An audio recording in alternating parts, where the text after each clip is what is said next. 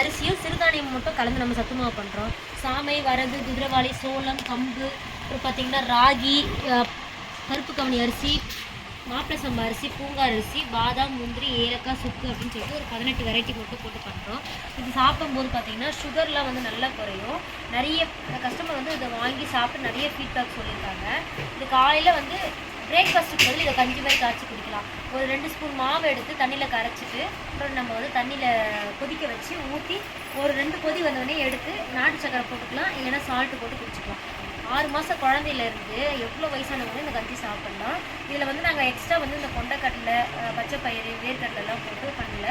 எல்லாமே வந்து fibre rich மட்டும்தான் போட்டு பண்ணுறோம்.